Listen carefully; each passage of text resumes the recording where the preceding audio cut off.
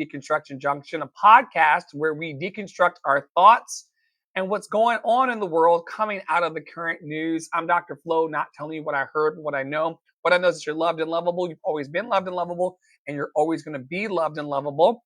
And every day online and in real life, I help bold dreamers follow their bliss by using their growing talent, time, and treasure to make good trouble on the planet. And if you need someone to help you realize your dream and encourage you through accountability programs and training to actualize your dreams, I might be your guy. And while our wonderful co-host Tara Parolo Studio informs you of who she is, I'm going to go and find my actual good light for this video podcast. Thanks, everybody. LOL. Hello, y'all. I am Tara Priolo. I am your resident Black biracial multi-passionate musician. I talk about the itch that nobody wants to talk about and push you to do the same. And I'm happy to be the COP, the cop of Love and Action Network, and pardon my child moving my camera down, y'all. Piper is literally like right here. Oh, hey. And also, Love and Action Network is an incubator. It is a network. It is a community. It is all these things. We would love if you are in a stage of your life where you're deconstructing something, or you just want to like come share your story with us, whatever that looks like. We would love to have some guest hosts for Deconstruction Junction, as well as the podcast that happens on our Substack and anywhere that you get your podcasts. And you can apply for that at lovedandlovable.bio.link. And now we do have good light. Listen, the Paolo Foundation was good to me, and I am good to the Paolo Foundation. If you'd like to help Tara support Black artists and artists of all backgrounds realize their dream in the way that she's helped our network, just go to her website and drop her a link and let her know how you'd like to help her encourage, equip, and empower people. And if you're out there watching today and you want to lend your voice to what we're doing and you have something powerful to say to help us deconstruct and to come into harmony with our thoughts, feelings, and emotions, which is what we're going to do today about breaking news and topics that are going on, then go to our website, lovedandlovable.bio.link, lovedandlovable.bio.link, lovedandlovable.bio.link, and connect with us. We'd love to have you where it says your name here. And we like all kinds of perspectives and viewpoints, so there's nothing off limits. You'll see me talk about everything in public because we're not scared of talking about politics. We're not scared of talking about religion. I was in a clubhouse room the other day where someone started to, it was a room where everyone was supposed to be able to express their feelings. And someone started bringing up their feelings of wrath and rage against our current so-called commander-in-chief.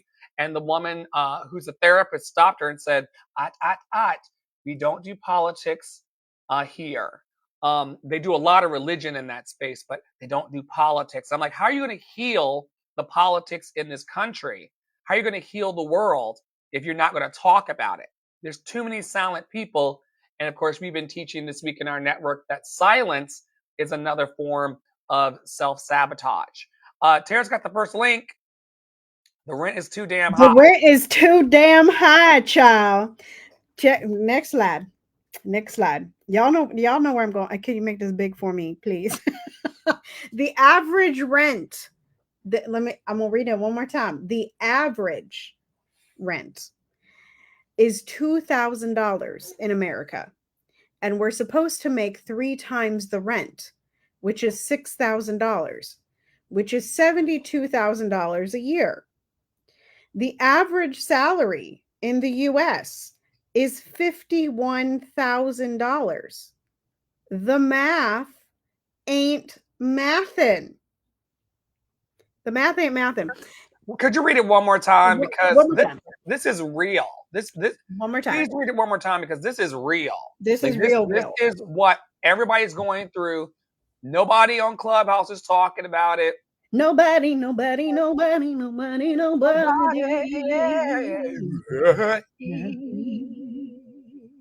Ah, the average rent is $2,000 in America. And we're supposed to make 3 times the rent, which is $6,000, which is $72,000 a year. I think that's what it's supposed to say. The average salary in the United States is $51,000. The math ain't mathin'. And the minimum wage ain't mathin' either, child. Robert Reich also did, who y'all may know. He's an old white dude that sits. Listen. He has a fantastic Substack. You can follow him on Facebook. You can follow him on Threads. You can follow him on YouTube. You can follow him anywhere. Robert Reich, Reich, and he made a video. It was like green screen video. Like he has a little chart in the background that shows how wages used to be connected with productivity, and they kept going up over the time until a certain period in the 1980s when they tanked out and it became minimum wage, and how minimum wage has not grown and has not been lifted since 2009. And you know, if you make $725 and you're working full time, you are below the poverty line, which doesn't make any sense. And this is late stage capitalism. And I was thinking when I read this, I was just talking in Clubhouse room about, you know, I know I read a thread that said the math ain't mathin'. It was this one. But I personally, like in my life, even though I am around a lot of middle class people, I'm around a lot of people that are following their dreams, that have good corporate jobs, that are teachers, that are whatever. I know barely anyone that makes $6,000 a month on their own. Like, when is the last time you heard of a teacher salary being $72,000 a year? I'll wait. When was the last time you heard of a construction worker making $72,000 a year? When was the last time you heard of a car salesman getting paid $72,000 a year? When was the last time that you heard your garbage truck dude ski making $72,000 a year? And this is why people get caught up with shady landlords and apartment complexes that charge them $75 or $99 per person on the application. That part. So the rent is too damn high, the wages are too damn low, and capitalism sucks is really what I wanted to bring forward. That. Rolling on. Human first. I think this is a slide from last week, so we'll just wrap it into your last slide. I mean, how do we care for people and give them food, clothing, and shelter if we don't go human first? How do we meet each other as equals on the planet if we don't go human first? How do we see each other beyond our labels and our identities and just meet people as they are? Now, I talk a lot of shit in my programs. A lot of shit. Because some people... I said helpful shit, mostly. Yeah, I mean, like, it's helpful to be honest, open, willing, and available. Some people really thrive on being around me too, you too, you're pretty, I'm pretty, you're pretty, I'm pretty. That's not my gift to give. If you meet people in your life that want to just tell you that you're great, because you are great, now what? You know, I'm great, wanting to make more money. I'm great, wanting to sing more songs. We know that the Buddha taught us that you are basically good. You know, I don't hang around with people that are not good people. So now that we've done, you know, those platitudes and niceties, are you ready to talk about the stuff that's actually going to increase your time and the usefulness of your time? It's going to increase your treasure, meaning that it's going to 10x your income and cause you to have a happy life where you can have the great sex, great food, and great adventures that you want. Universal shit I teach. And so I don't mince words about it anymore, trying to coddle the people, because the people who I was coddling in the past, like Tara said, they weren't making $6,000 a month. So why would I kiss your ass? And there's a way in which we can not kiss people's asses while also valuing their humanity. Could you riff a little bit about that? We have a short time today because we're packing life in. And yesterday, talk about human first, my lights got turned off while I was mid shit because my husband forgot to put me as a human first. And so we had plenty of time yesterday, but we don't today. And that's okay. We still love him. People make mistakes, and it's no big deal. Everybody makes mistakes. Everybody has those days. Um, What is that from? it's a song. It's a whole song by Hannah Montana, I think. Also known Poppy as and Miley you, Cyrus. my husband and her bond over Hannah Montana. He would know exactly what you're talking He about. would. He'd probably know it better than I would, child. I just have that in my head. So human first. Here's the deal, y'all. I talked about this a few weeks ago, but I do feel like this, and Dr. Flo has talked about this before, like the class consciousness, I think a lot of people are coming to the knowledge and realizing that $72,000 is actually not that much money in late stage capitalism. I was thinking about this the other day. I was like, okay, if I get to $10,000 months, what am I making per year? 120,000. That feels like not a lot of money. That feels like not a lot of money in modern day society when we're spending 800, 900, $1,000 on groceries, $1,000 on student loans. Everybody's got credit People are card debt. having to people are having to use pay it forward plans or pay me later plans for their Right, groceries for right. macaroni and cheese. I think what you pointed to in your share is just that we're coming to this consciousness, and there's a lot of anger. There's a lot of anger about it, and I think that we should be angry. It is kind of bullshit that the rental companies think that they should dictate how much money you earn to live there. Living is a human right. Housing is a human right. Food is a human right. Let the aid into Gaza. Let the aid in.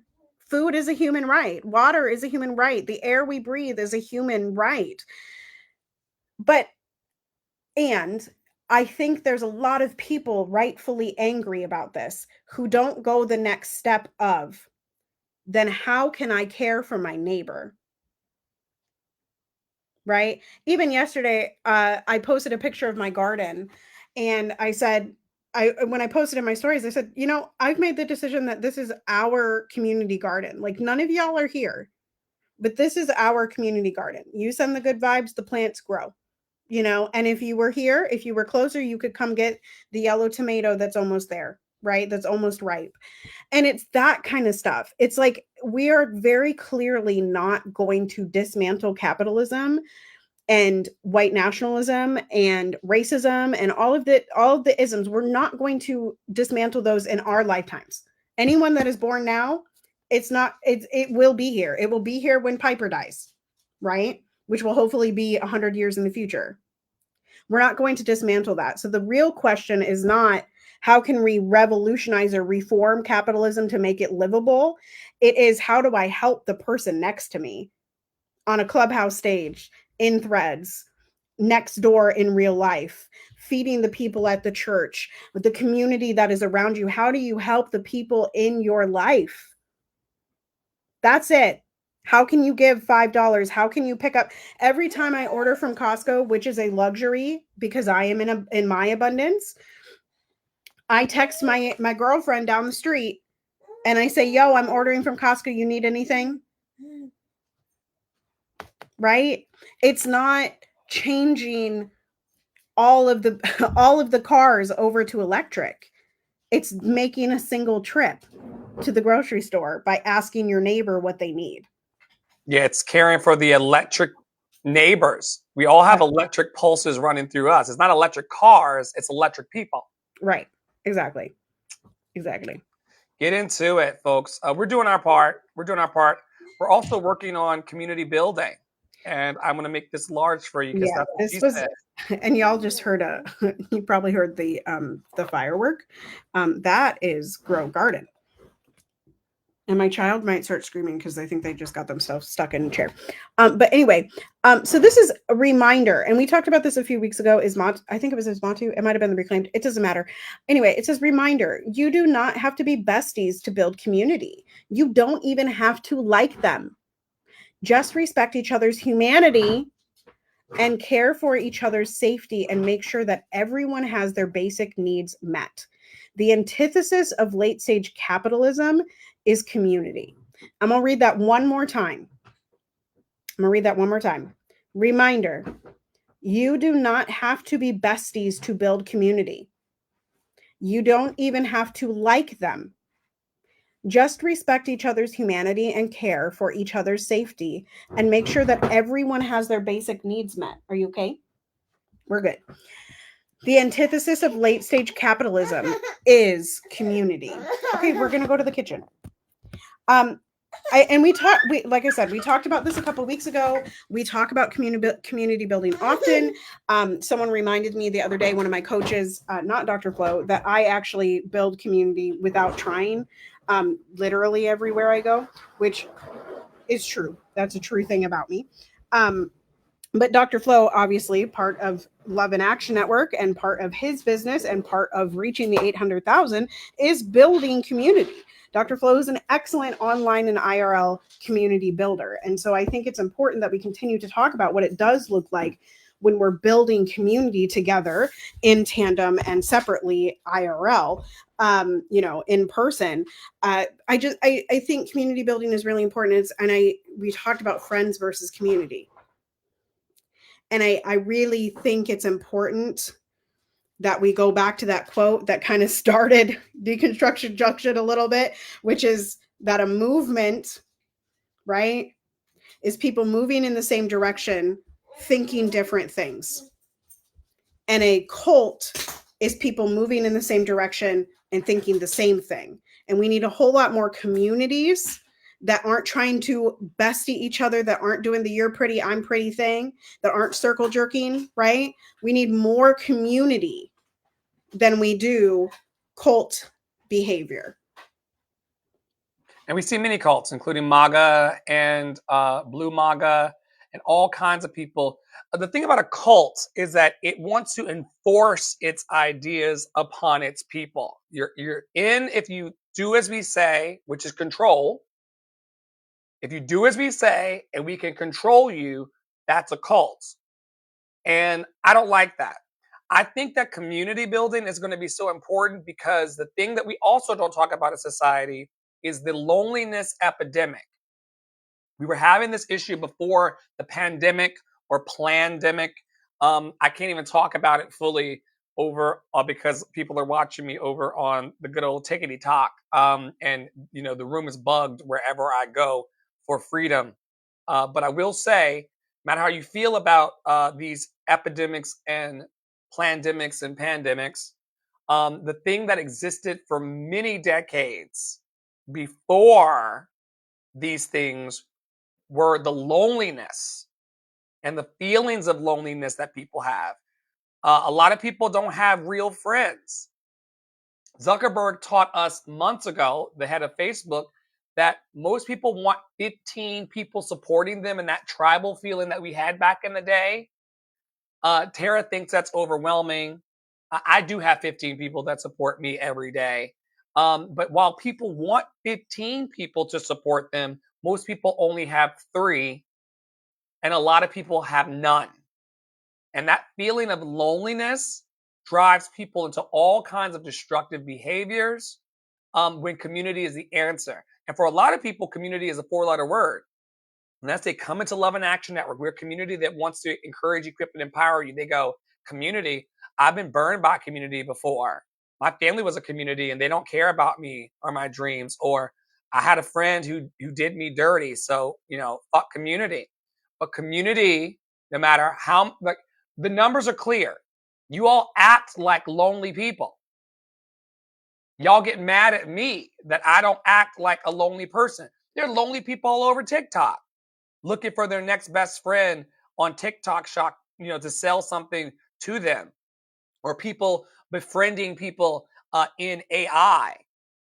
People would rather be friends with the monkey in their phone than talk to their neighbors and their friends and their relatives. So we got an issue. We're going to heal it. But Tara and I don't have a lot of time today, so we got to move forward. And this is going to be a bit of a longer share, but I'm going to try to fast forward through it. I want to talk today about CCM music, contemporary Christian music. I did not even know, talking about cults, I did not even know that this Cult of Christ famous singer, I was watching a Prime series about the Duggars. Remember the Duggars? That 19-kid family and the older son was touching Josh. all of the girl kids. And she stayed married to him, child. He's in the whole jail, and she's married to him, and they got kids. Under his eye, may the Lord open, blessed be the fruit. Blessed be the fruit. My God. So I'm watching that documentary that has been a scorn to all of the evangelical community over on Amazon Prime, and I'll try to get the name while this is playing a bit. But I did not know that Ray Baltz, who is a famous Christian singer of my childhood when I was a member of the Cult of Christ, I didn't know that he was now gay and married to his talent manager. I'm going to play a little bit of this famous clip and try not to get taken down off of YouTube for playing a YouTube within a YouTube. But let me show y'all something real quick. Now, this is Ray Baltz, who was then married, and his kids are on the documentary. He is and was a homosexual the whole time. And there is a song called I Pledge Allegiance to the Lamb. And I just want y'all to see a few pieces of this because the imagery is crazy. And if I can get it queued up the right way, it actually ends with this man teaching his kid the Bible in a bunker. Because, Christians are so persecuted. They're the most put upon, pushy people on earth. What you got to say about it?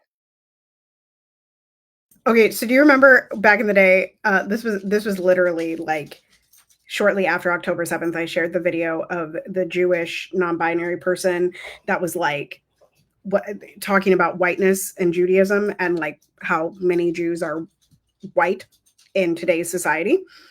And people got big mad at me. People got big mad at me for sharing that video. Big mad. Anyway, I shared that person in my stories again. I think their name is Sim, S-I-M.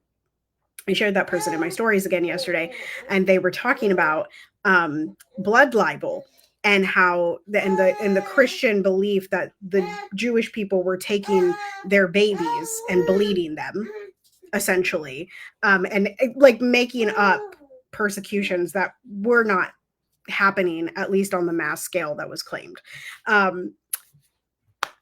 So, in all fairness, because it's delusion, there are Christians being killed for being Christians all around the world, including the Palestinians. I was just about to say, including the 2 million starving people in Gaza, right? So the idea that American evangelicals and Christians think that their persecution is somehow better than or more righteous than the Gazan people is some bullshit. But you would have to have been in the cult as deep as I was, 20 some years in the cult of Christ. You would have to be in it for that long in order to understand how ridiculous it truly is and how they are trying to turn us into a theocracy as we speak. Project Esther is worse than Project 2025, folks. They're currently working to make us a Christian nation, a Christian evangelical nation. And it's crazy. It's crazy. So here we go. Let me see if I can get a little bit of this going. I Pledge Allegiance to the Lamb is a song that talks about being sold out to Christ, what it means, and it looks back at the time when Christians were persecuted, when they were martyred for their faith. The place that we're standing in right at this moment is the Colosseum in Rome, Italy. One emperor said that he had to give the people bread and he had to give the people spectacles, and that would keep them happy. And of course, at that time, it was a criminal offense to be a Christian. It was against the law to be a Christian. And history teaches us, or at least tradition teaches us, that in this place Christians were actually thrown to the lions. There were many people that were martyred for their faith, and in that our cultures are the same, are similar, that we both cultures want spectacular things to happen. It makes me stop and think, what would happen in our culture if suddenly Christianity was outlawed? Could it happen again? Could in America Christians be martyred? I don't know the answer to that question. It does happen around the world, and we all need to look inside of our hearts and ask ourselves, what would happen if Christianity was outlawed? What would happen if we had to make the decision? And when I wrote the song, that's the question I asked myself, Ray, what would happen if if you had to make that decision today. And I hope by the grace of God, my answer would be, I pledge allegiance to the Lamb with all my strength, with all I am. And I will seek to honor His commands. I pledge allegiance to the Lamb. Dad, has it always been this way? Hell, even from the beginning, men hated Jesus. Even though He did nothing but love them and teach them and heal them, they nailed Him to a cross. They thought they had killed Him, but they only set Him free to live in the hearts of people like you and me who believe in Him. Then came the apostles, and most of them were killed for telling other people about Jesus. But by that time it was too late. There were hundreds of people who believed in Jesus. So they tortured them and killed them, and they even left their bodies to rot as an example to other people. But the church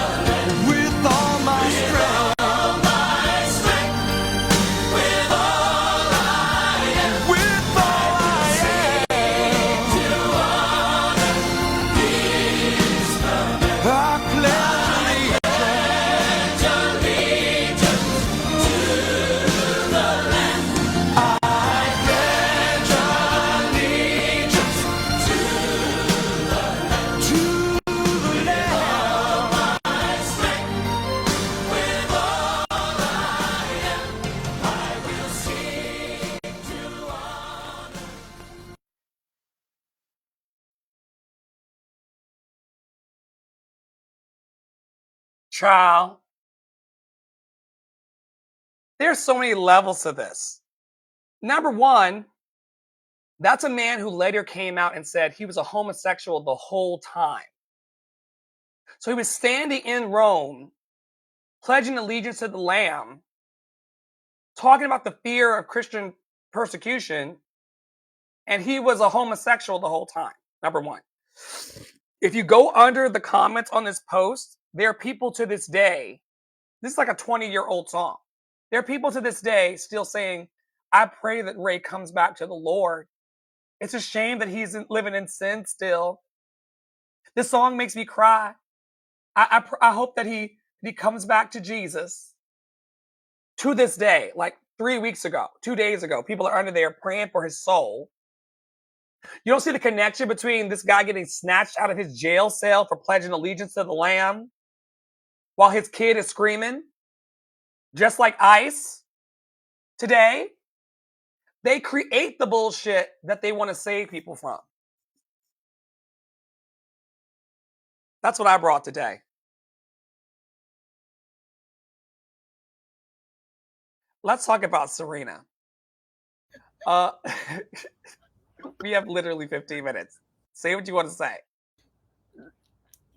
That's it. My giggles are it, because what is wrong with people? Are you okay?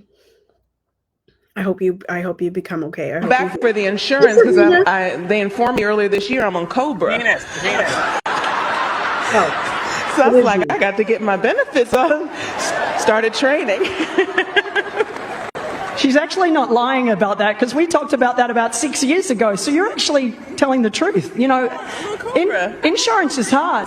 Insurance, you guys know what it's like. And let me tell you, I'm always at the doctor. So I need this insurance. I had to come back for the insurance because they informed me earlier this year I'm on Cobra.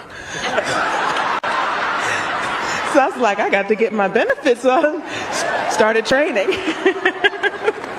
She's actually not lying about that, because we talked about that about 6 years ago. So you're actually telling the truth. You know, insurance is hard. Insurance, you guys know what it's like. And let me tell you, I'm always at the doctor. So I need this insurance.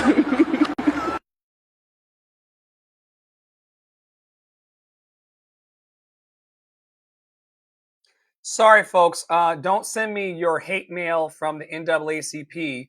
All black people don't look the same, and all so-called black people don't look the same, and all so-called white people don't look the same. I threw this in there. That's not Serena. That's actually Venus. They are sisters, though. I So was at in the least family. I was in the they family. look similar. That's Venus Williams, who has made millions, but potentially being a tennis star, and she's still on Cobra, having to figure out how to keep her health insurance active, which shows me, as a middle management earner here in the country, not quite poor, not quite rich, that you really have to go high up in your earnings, Tara, in order to be okay here. Why do you think? Well, the price of entrance to the Olympics. We learned about that last year with Flava Flav paying for the rugby team, right? But also, we talked about this a couple weeks ago in one of the rooms. I said, I was watching tennis this morning, and they were talking about how these people are independent contractors. And I don't know why that took me aback, and I should have thought about it, but it was, this is real. Like, Cobra is expensive. Both of my my in-laws and my mom, my dad's been retired for a lot of years, but that was something that they had to heavily consider before retiring early, that their insurance was going to be up their butts and around the corner expensive. And that's the reality. And then it doesn't cover anything. I mean, my insurance premium for my family is $475 a month, and it doesn't cover IVF.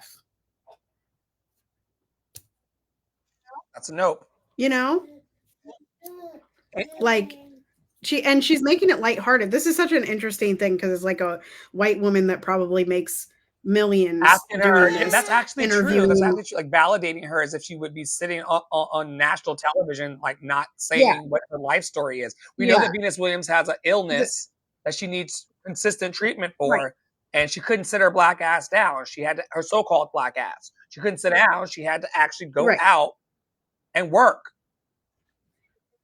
Right. Very weird dynamics in that. Weird clip. dynamics in all the professional and then sports. Venus, What are you talking about? Yeah, it's weird clip. But yes, it probably is true that she came back for the insurance. She might have been bored, y'all. Like, athletes and musicians, artists, what do we do once we're out to pasture? What you gonna do? Eat me? Eat me? Okay, Panic Paradox follow-up. This is also a little bit longer, but really we kind of just need the first half of the video. I'll holler when to stop. After me, effective systems require effective risk. Effective systems require effective risk. Great. So when I made this cute little spiral graph about how the systems that we have keep breaking, but we keep running back to the systems, creating this parallel feedback loop, and the only way to really deviate is radical action, which just means to depart from systems that we have in place. Did you all think that would be without risk? You all want the revolutionary systems, but you also don't want any sort of risk. Effective systems require effective risk. The more effective the system, the higher the risk to your personal livelihood and to the system in place. When you create systems that are good enough to rival the state, guess what you'll make an enemy of? I just want us to be prepared. How does this apply to me personally? Hi, my name is Lisa. It's nice to meet you. You look lovely today. There are a lot of systems I'm building right now, not all of which I talk about on the internet, but one that I frequently do is rice farming in Sierra Leone. Why do I like the system so much? Because it's a business. I have done us a disservice by calling your support donations. That's not true. These are investments. This is a business. It's a business that is designed to support itself and to expand different kinds of infrastructure. Use much Gwendolyn.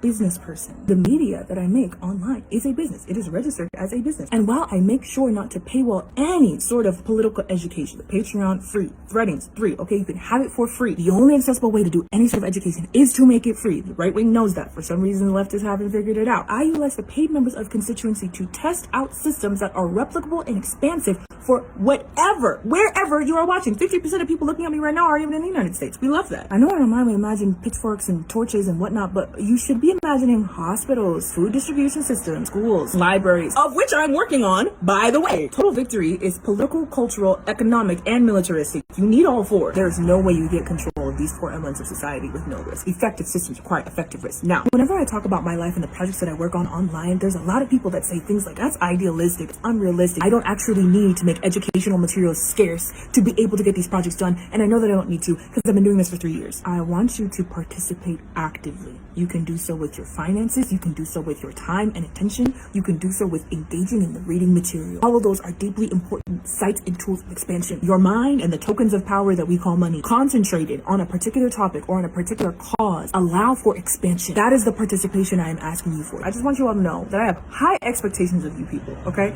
Every time you all choose to settle for my individual safety over what we can accomplish collectively, I cry. Don't make me cry like that again. Have a good day. Live studio audience, repeat after me. Effective systems require effective risk. We did watch the whole thing. She's fire. She's fire. But She can effective keep systems talking. effective systems require effective risk. Effective systems require effective risk. I love the way that I love the way that they talk about capitalism, the risk that we have to take, it's interesting because there's a juxtaposition for me in this video of like the way like all of their stuff is free, like they say, but also like they reinforce they're also a business, and so they're also reinforcing capitalism in a way, and that's always kind of a really interesting thing. But like listening to them talk about it is it's interesting. And so I wanted to bring this because we did talk about the panic paradox. We watched their video on the panic paradox, and this was the follow-up of making a business that is expansive and benefits multiple other sources. And it brought up the 4 things that are needed to tackle the systems that exist, and also like what we could benefit with our individual businesses, right? Like building libraries, building hospitals, building food production, building these types of places. Like it's possible. And possible. if you don't like the word business because you feel like the word business is concretizing capitalism, how would you want them to frame that in a way that the public would want them to that the public would understand? I don't know. The whole thing is they're an anti-capitalist living in a capitalist world. They have compromised like their livelihood. They do not care. They do not care if they make enough money to live. And in fact, they're giving away, I think they said that in another video, they said that they make like $11,000 a month, but they give most of it away. They make $11,000 a month, and donation based. Sign me up. Sign me up. And so like, but then talking about a business, and this is where, I'm not criticizing Asmatu here, but a lot of people that come out and say they're anti-capitalist then will charge for their services or create a business that acts within capitalism in the exact same way that they say they're trying to escape. And so like I understand why they are using the term business person, but I think for those of us that are deconstructed enough to like understand that like it's not actually business. It's definitely not business like, as usual. Right. It's not business in the late stage capitalistic sense.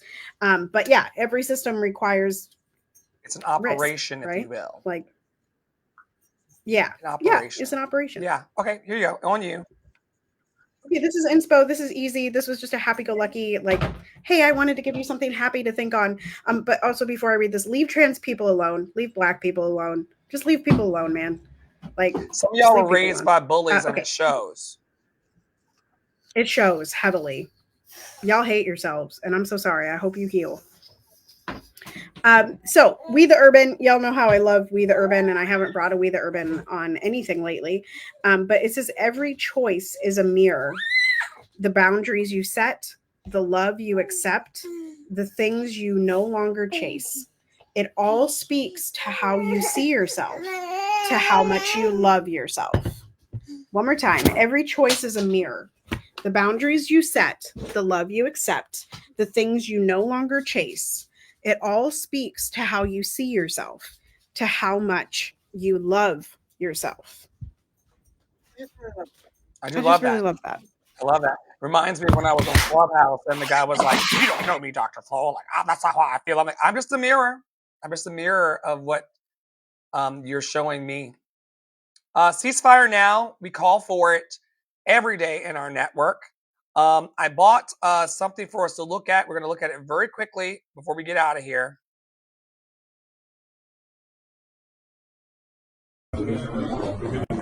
Volviendo aquí en el baño, no, el chingo mariconas. El sueño americano. Migración, 26 Federal Plaza. ¿Cómo nos tienen ver la situación como estamos nosotros, como perros acá?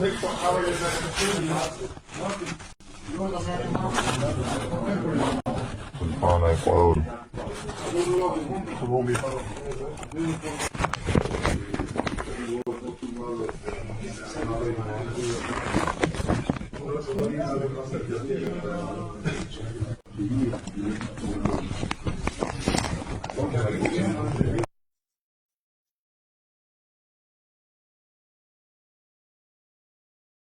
These are other humans who love the way we do, who think the way we do, who have families the way we do, who have lovers the way we do, who we're holding como perra, like dogs, at 46 Federal Plaza in New York City and throughout the world. And the majority of y'all, no matter what you say, you think that's okay. And you're happy that it's not happening to you. And that is bullshit. That is complete and utter bullshit. That we can witness this. Tara and I get on this motherfucker every week and speak up about what we see. But a lot of our friends and the people that we're around are not saying shit about it. And this is somebody's son, somebody's nephew, somebody's father sleeping on aluminum foil and shitting in the same toilet that they have to drink water out of. And y'all don't give a fuck. So do not come in my face. This is why I don't have a lot of friends and people don't follow me on TikTok and they can't come off a like even if we are friends on the app. They can't find their thumbs to give a like. Keep your fucking likes and keep your fucking friendship. I don't need it because you bitches are fake in the first fucking place. If you're not willing to talk about the hardship that's happening to other humans. Don't come to my meetings. Don't try to impress me. Don't try to say nice things and all this bullshit. Because unless you want to talk about getting these humans out of cages on our soil and beyond, I ain't with it. And you know I'm not with it. So keep your fucking feelings and all that to yourself. This is ridiculous. It's ridiculous that humans are on the planet suffering for being human and y'all just duck and dive off of YouTube and TikTok and Facebook acting like we're friends. I'm a friend of humanity. What the fuck are you doing?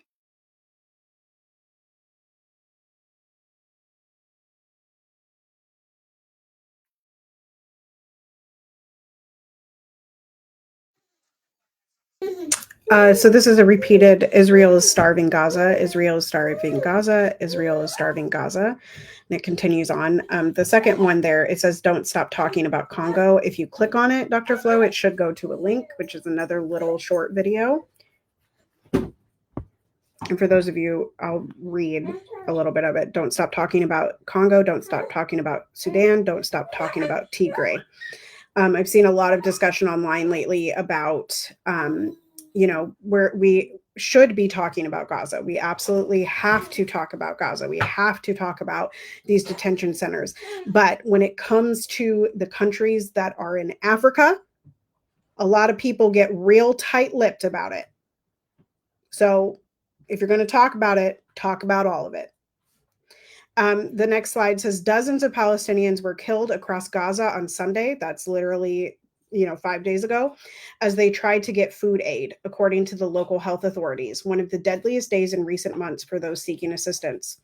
And then the headline, this is from NPR, y'all. This is not like some rando on the internet. This is NPR. Nearly 100 people. See how they say dozens? This is how news media is annoying. Nearly 100 people killed while seeking aid in Gaza on Sunday.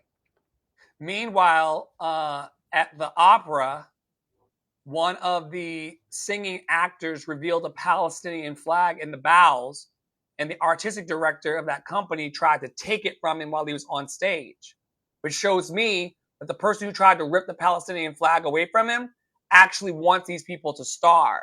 And the real question is, why does that culture lack empathy and want strangers to starve?